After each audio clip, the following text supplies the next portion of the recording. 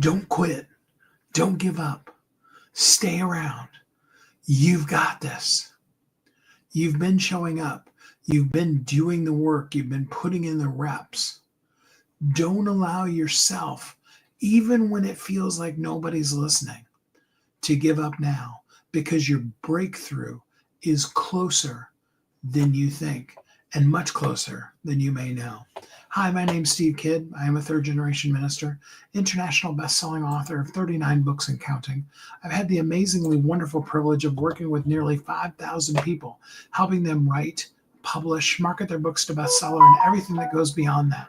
And what I'm here to do today is to help you find the clarity of your voice, your messaging, your words, your you, the clarity of your consistency. And today we're going to talk specifically about this amazingly wonderful thing called breakthrough. The thing that sometimes, maybe too often, in fact, feels like it's nowhere near. It's invisible. It's impossible. It's elusive, all of those kind of words that we've given power to it. When in point of fact, breakthrough is right there. You are on the verge of a breakthrough that you don't know, you don't see, and you don't understand possibly how close it is. And this is the point. This is the place where it's far too easy and where far too often we give up. Most people quit before they make it through their breakthrough. Breakthrough is one of those words. And I do want to spend a little bit of time just simply talking about breakthrough because, whether you talk about Tony Robbins or Oprah or other people, there are so many people out there that are talking about breakthrough. Your breakthrough is about to happen. Your breakthrough, your breakthrough, your breakthrough.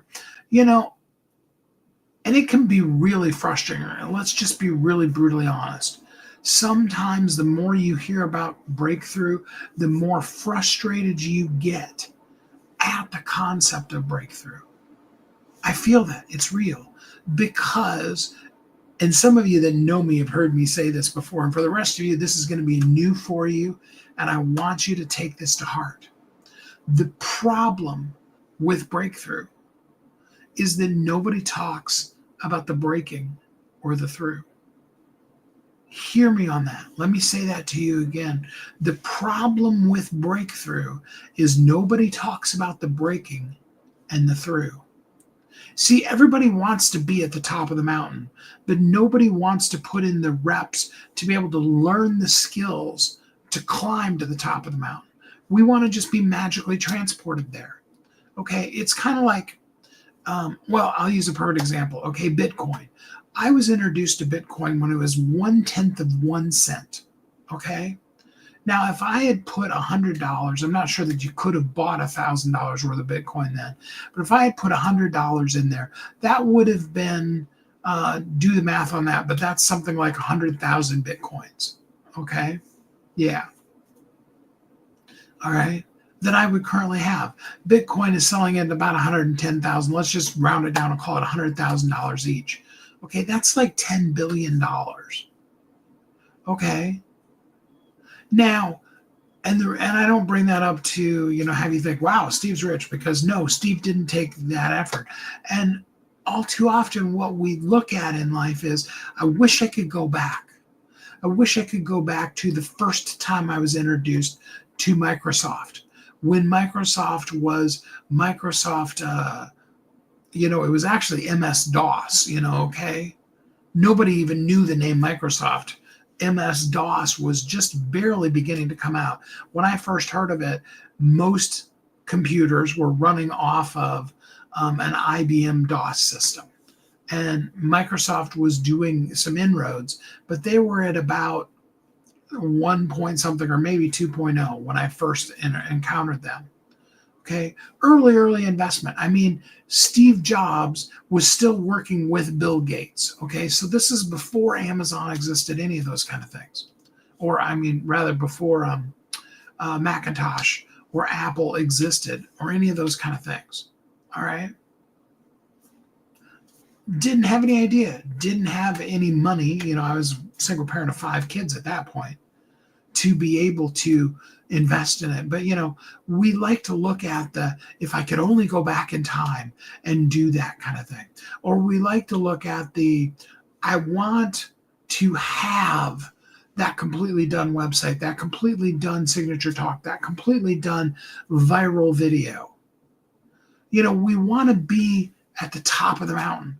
We want to be planting the flag in and going dun dun dun, and we want to have that accidental happenstantial kind of success where you hear somebody talk about how, and then I did this one thing and then my video went viral and I've got 2.5 million views. Or, like I said, I heard somebody the other day that was talking about 34 million views. I just got an email today from somebody that their one thing, that they just did this one thing and it got them like 14 million views.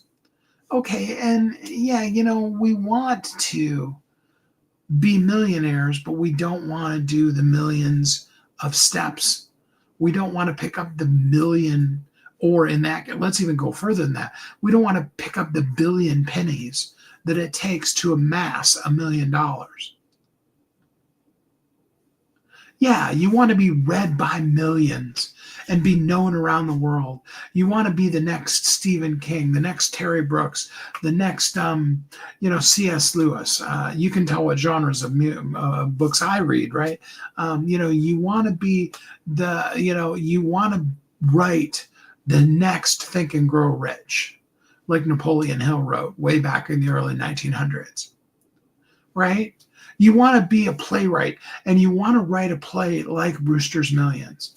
Now, they haven't redone Brewster's Millions, although I heard they're going to again, since the mid-'80s when Richard Pryor did it. Richard Pryor and John Candy, did that movie. But that was actually the 8th iteration of that. We want to write a musical like Cats. Okay. Now, I don't personally know enough about Broadway to tell you, but I wonder how many failing scripts did the person who wrote Cats? How many failed productions has, that one guy? How many, for every one of the success. These days, Cats is kind of old school now. These days, it would be more like Wicked, who has now been turned into a movie and is now out on streaming platforms if you want to pay for it. Okay. But what kind of money? Let's even go a step back from there. What kind of money did the guy who wrote the original Wizard of Oz series, and I'm not even positive if it was a guy or a lady, how much money did they actually make in their lifetime? Now, yeah, Wizard of Oz got turned into a movie. Here's a perfect one. How many of you have heard of or seen, Mary Poppins? Popular Disney movie, well known. And now we know, if you saw the movie, that was actually based off of a series of books that was written by a lady that was really highly popular, but mostly in Australia. There became some notoriety of it, but the Mary Poppins book series really didn't take off until after they made the movie. Yes, we all hear about, going back to books, we all hear about how, what's her face that wrote the Harry Potter series. Don't even get me started about the Harry Potter series of books. But, and yes, Wizard of Oz is a giant series of books. And they took all of them and just went and made them into one movie, and then completely morphed them and threw out all the baby with the bathwater and made Wicked, basically. But I can't believe that I can't think of her name right now, but the lady that wrote the Harry Potter books, she was in a horrible situation and wrote her way out of it and happened to get it. J.K. Rowling, thank you. Yeah. And yeah, you're absolutely right. Those things are like saw blades that live in your brain rent free and just wreak havoc on us. Because let's be real, okay?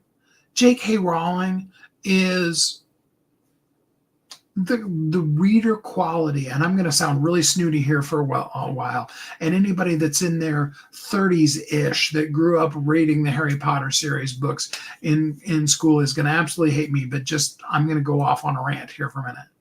They weren't high end books, okay? They were not deeply articulate, well written literature, okay? They were dumbed down to junior high level and really brought junior high level reading down by several points from what if you would look at, and we won't talk about kids that were in junior high and high school reading Tolkien when I was going into school, because Tolkien was always college level reading. But the Narnia series, C.S. Lewis, and now some of other C.S. Lewis's books are much more heady and stuff like that, but Narnia was written, I read it the first time in third grade. Now I have a high-end reading level, but it was written as children's stories. The Harry Potter series of books were wildly, famously fabulous as far as their expectation, as far as their outcome. As far as their actual, if you look at it from a snooty book author, writer perspective, if you look at it from somebody who really has done a lot of reading in my life, let's be honest, okay? The school system dumbed down our children and found a series of books that played down to their dumbness versus encouraging them to up-level.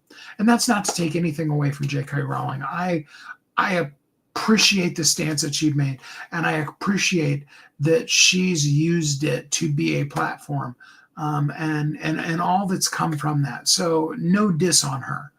But people like that do, especially for people like Patricia and myself, do live rent-free in our brains and make us think, well, why can't I write that breakout, everybody in the world needs it series? I read my stuff, and I think it's amazing. Why hasn't everybody gone out and bought the entirety of my book series? Why isn't Romeo the Suicidal Parakeet, which may be, if not my favorite, one of my favorite of all my books, why hasn't it sold 10 million copies? It's hilarious as far as I'm concerned, but it may be that I'm the only one that really thinks it's funny. I don't know. And it may be some of the marketing, but a lot of it really doesn't boil down to any of those kind of things. It boils down to breakthrough. And it boils down to the fact that we most of the time give up because breakthrough involves breaking and going through. We have to get to that point where we literally say, I quit, and then push through anyway. All these lives that I'm doing, I started from that standpoint, right? Remember, I've told you that story. Sitting in front of ChatGPT, just saying, I'm done with this business, done, over, just no. And, I went on kind of snarky, really, to be like, yeah, you think I'm so great, blah, blah, blah, blah, blah, and I'm lucky. I'm very fortunate because I did the worst posts, the worst prompts possible, and pulled myself out of that funk, out of that quit. We've all been there. We've all been broken, laying on the floor. And that particular day, compared to some of the other things that I've experienced in my life, some of the things that I know Patricia's experienced, some of the things I'm sure you've experienced, it was minor in comparison. I bet you I will love your post today. I mean, some of the things that we've been through are literal laying on the floor, shattered kind of moments. You invest your life in something. You pour all of your heart and soul and core of who you are into something. And you end up with less than zero, with nothing, with a broken shatteredness that comes from a relationship you poured yourself into, a business you poured yourself into, children that you poured yourself into. And the hurt and the pain from that, far outweighs really, abuse, being beaten literally or mentally. Those kind of things, they far outstrip any of those kind of other, things that we've been talking about, where our book doesn't make it or we don't go viral or those kind of things. Those are real breakings. But we need to also be real of the fact that whatever thing broke you, makes you feel broken, makes you want to quit, it's just as huge for you as, a person who had $1 trillion and they lost every last dime of it. It's just as huge for you as the bottomless pit that it is for whatever somebody else is. The things that shatter you are personal and they're huge. And I'm not going to diminish what your thing is and critique it based on, well, I've got this and, I've got that. And we do that too much. We spend too much time, comparing and then beating ourselves up because we feel less than, or not feeling like we measure up because we evaluate our stuff from somebody else's. And the same's true with our breaking. That break down moment, whether it lasts for a second or it lasts for a decade, is real and it's true. And you find yourself shattered and broken on the floor and completely worthless. But that brings us to the through. You see, from that shattered, broken, ended, quit, done, completely over standpoint, from that comes the opportunity for through. And the problem is most of us turn around and do a U-turn, take a left turn at Albuquerque, whatever, in that broken moment. The business fails. We don't push forward with it or find the new iteration of it. We just go and get a job working for somebody else. An ending is just another beginning. But the end of a chapter is just the end of a chapter. It's not the end of the book. The book isn't over. Even when, things are horrible, or in a story where things are just perfectly wonderful at that particular moment, when the chapter ends, it's not the end of the story. When you build a house, a brand new house, that's just the beginning. Construction ends and then living in the house begins. And then the house's deterioration begins too. And then we have to do the fix up and all those kind of things. You see, the through that comes after the breaking, that's where the magic happens. When we push through. And I'm not saying be, so held on tightly to your thing that you can't know when it's time to pivot. Okay. I'm not in any way saying that. Sometimes the breaking, sometimes the breakdown is showing us this was never the way it was supposed to be. You're in a horrible relationship and the person has been abusing you for years and you finally hit the wall that you cannot go past. The concept in that case is not to smash your way through the wall and keep that abusive relationship going. It's to realize it and to see and to move. Okay, so the through is you taking that shattered, broken place and knowing that there's more. You see, I define joy this way, and I totally got it from C.S. Lewis, so I'm not taking any credit for it. Joy is the capability to believe in the light in the darkest of nights. When there is nothing lighting your path, and there's nothing that could make you believe that light even exists because it's so dark. Your capability to believe in the sun coming up again, there being a tomorrow, there being an opportunity. That's joy. And that is through. And when you take the breaking and you put it together with the through and you go wherever. Okay, I was going to say forward, but I stopped myself because sometimes it is a pivot. Sometimes it's a going through to that thing, and sometimes it's a realizing that a 1 degree shift will make massive differences in your life. Sometimes it's a matter of, as we're always talking about, finding that clarity. And often we need an outside person, especially in those broken moments, to help us really find the clarity that can help us then find the through. And that person may tell us, hey, yeah, this thing really got you down, but look at all of these things. And it may be the through that is the going forward. It may also be, like I said, it may be a complete 180. It may be just a 1 degree shift that moves you from this banging your head into the wall situation to taking one side step. And guess what? There's a door right there.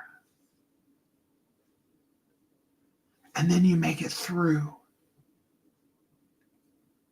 You see, getting to the top of the mountain isn't really about getting to the top of the mountain. Because once you get to the top of the mountain, you climb Mount Everest. You plant the flag in the top of Mount Everest, which I don't think they really let you do, because can you imagine how many flags there'd be up there now?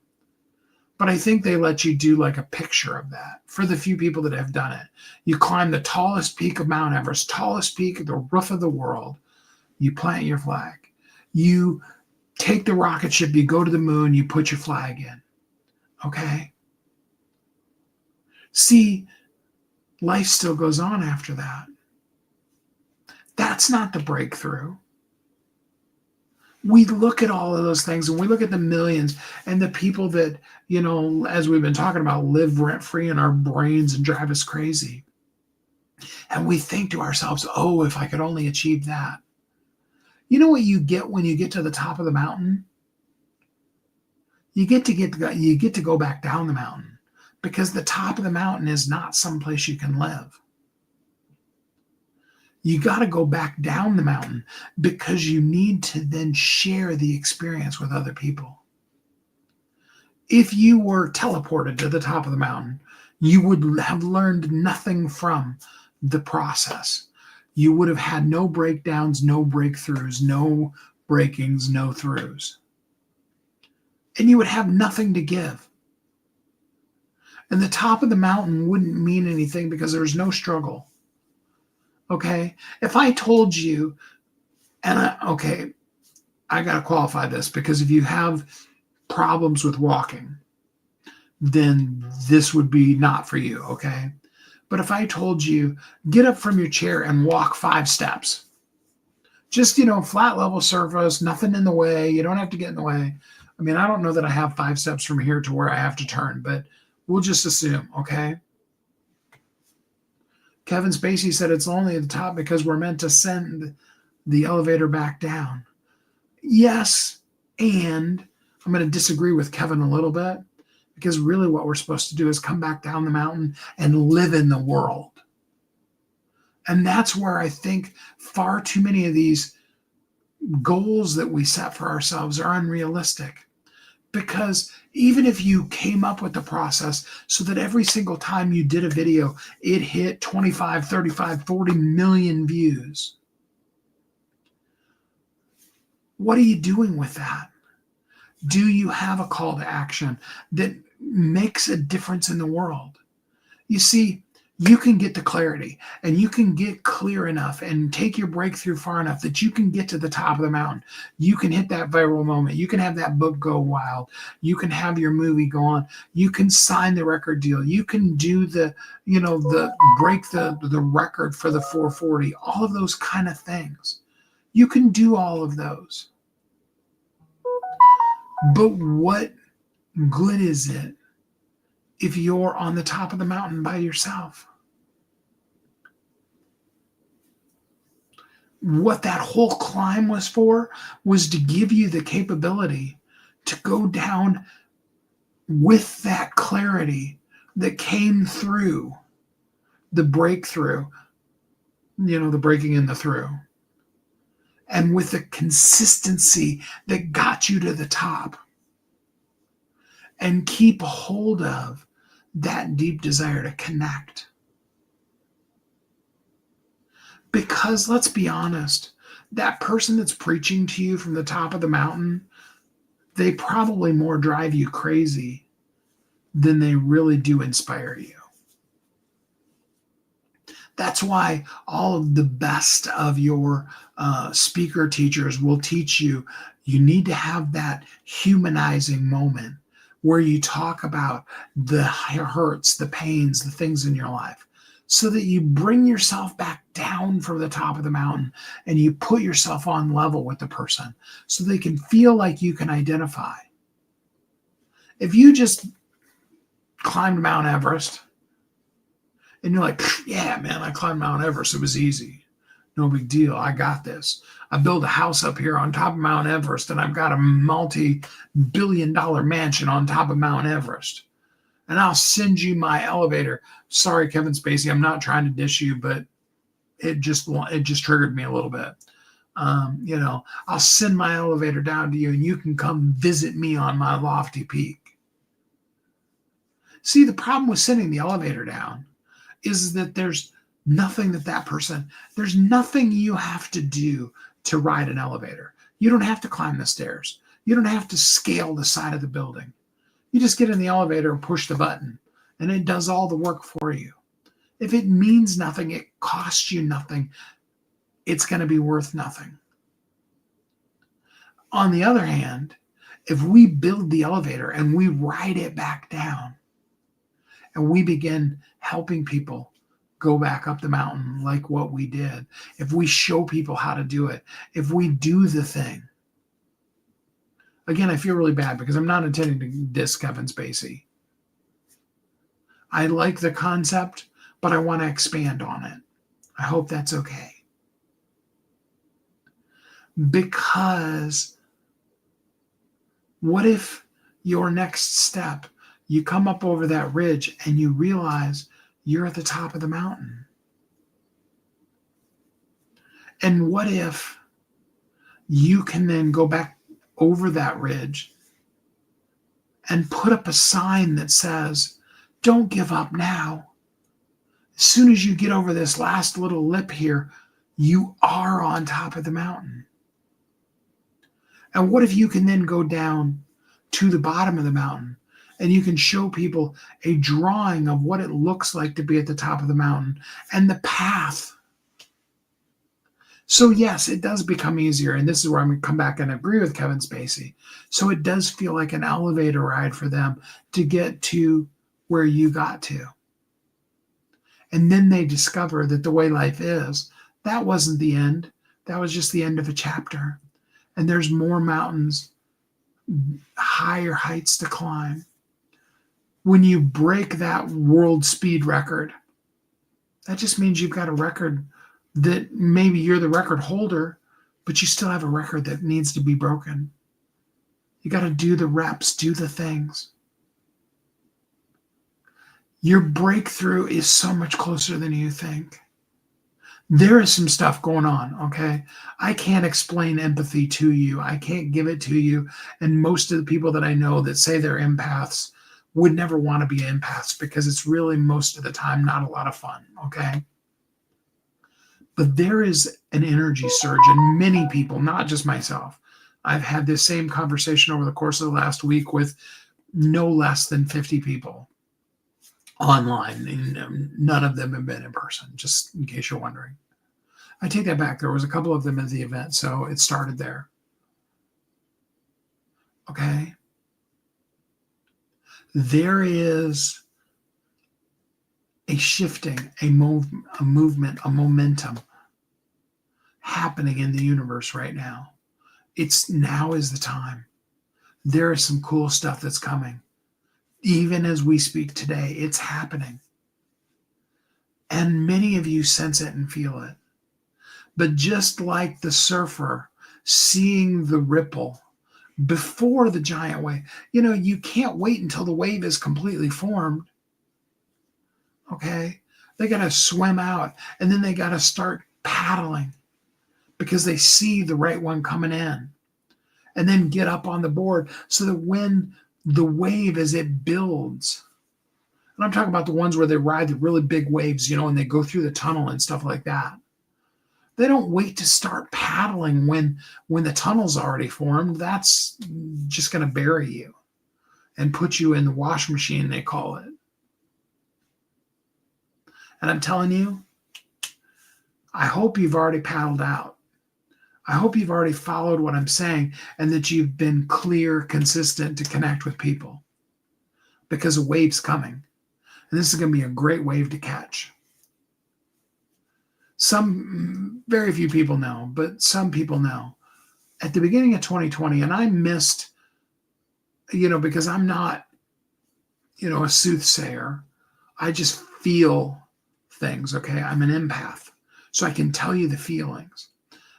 At the beginning of 2020, I said,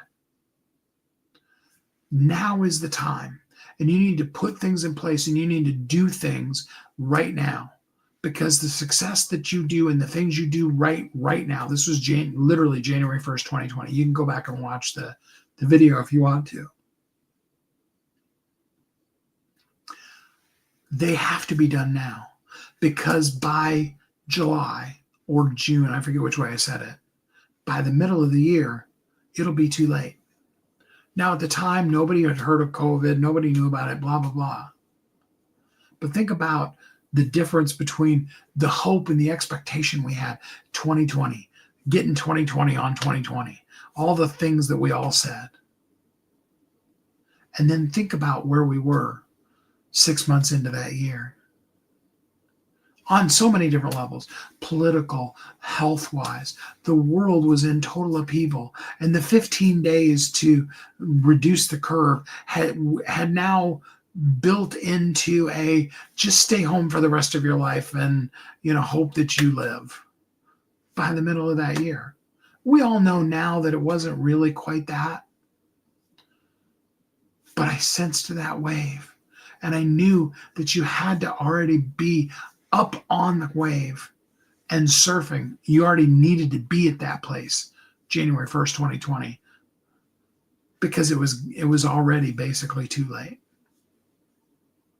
I'm telling you, now is your time. Turn inland.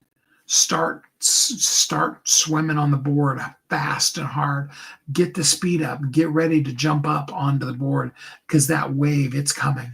There are some incredibly cool things happening, and now is the time. Now is the time to get clear. Now is the time to be consistent.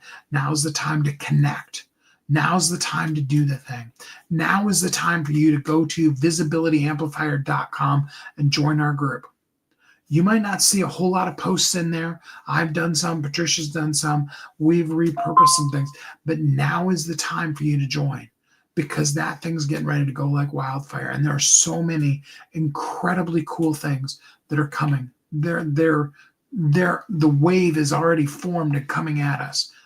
And we need to already be on our board paddling back towards the shore so that we can catch the wave. So that we're not like I said earlier, where we're looking for a time machine to go back and buy Bitcoin at 1/10 of 1 cent. But where we're like, yeah, I saw that wave and I caught it and it was a gnarly ride. I want that for you. Your breakthrough's closer than you think. It's so close. If you're intuitive or empathic at all, you can feel the swell in the spiritual realm. It's coming. There are some really cool things that are coming. And yes, the breaking and the through that you've had and that you may even be feeling right at this very moment, it's very real. And now's the time to not give up. Now is the time to not quit, because your breakthrough is closer than you may think. Come join us, visibilityamplifier.com. I look forward to seeing you. I'm here to help you get clear, to paddle hard and fast, and to catch this wave, and to be doing incredibly amazing things. I appreciate you. I love you. I'm here for you. Tomorrow we're going to get together again, and we're going to talk about, where are we going to talk about? Oh, that's interesting. Okay, that's why. Okay, tomorrow we're going to talk about your audience needs repetition, not reinvention. You don't have to reinvent the wheel every single day. You don't need to come out with a new version of the wheel. They just need you to repeat. This is a wheel and it's round and it spins like this over and over again. We're going to talk in more detail about that tomorrow. And until we're together again next time, which again is tomorrow, I hope you have a great week.